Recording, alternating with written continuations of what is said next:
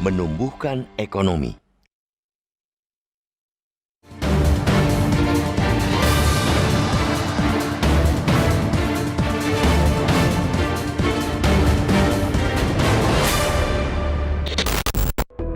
Kabar yang cukup menggembirakan datang dari perekonomian nasional.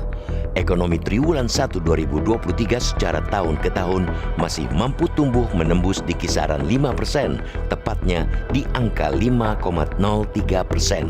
Ada peluang besar target pertumbuhan 5,3% yang ditetapkan pemerintah untuk tahun ini akan tercapai.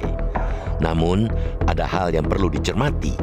Bila dibandingkan dengan triwulan 4, perekonomian 3 bulan pertama tahun ini terkontraksi atau tumbuh negatif 0,92%. Memang tren serupa terjadi di 2022. Pertumbuhan ekonomi pada triwulan 1 mengerut 0,96% ketimbang triwulan sebelumnya.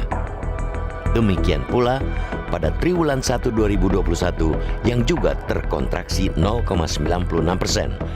Bedanya di tahun ini, ada momen awal Ramadan yang mestinya mendongkrak belanja, pun berbeda dengan triwulan 1 2022 yang mencatatkan dampak penurunan aktivitas penanganan pandemi COVID-19 di tanah air.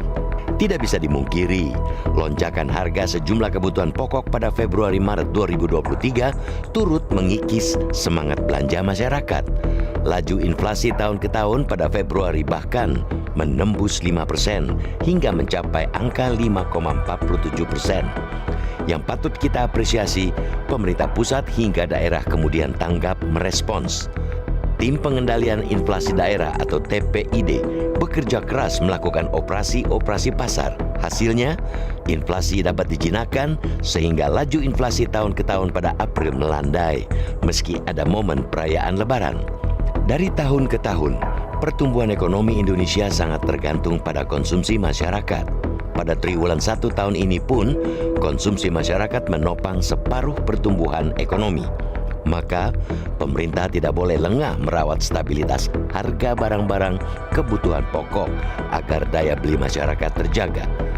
Di sisi lain, stabilitas harga diperlukan agar sektor-sektor produksi tidak tergerus oleh anjloknya harga jual.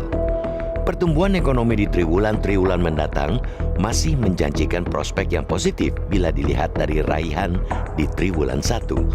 Di tengah kelesuan global, Indonesia mampu meningkatkan volume ekspor 26,89% ketimbang periode yang sama di tahun lalu.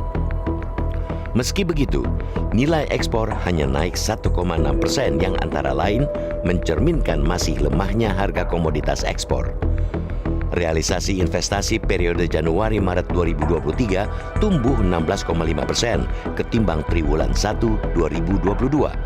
Nilainya mencapai 328,9 triliun rupiah atau seperempat target investasi tahun ini yang ditetapkan 1.400 triliun rupiah.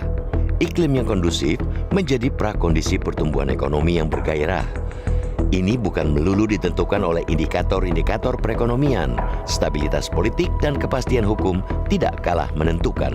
Di tahun-tahun politik saat ini, pemerintah mesti memastikan kontestasi pemilu 2024 berlangsung adil dan demokratis.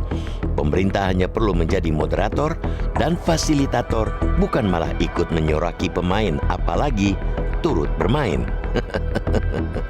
Dalam menciptakan kepastian hukum, proses hukum harus bebas dari kepentingan-kepentingan politik. Penegakan hukum khususnya pada kasus-kasus korupsi jangan sampai tebang pilih. Kepastian hukum juga berarti penyelesaian yang memenuhi rasa keadilan masyarakat.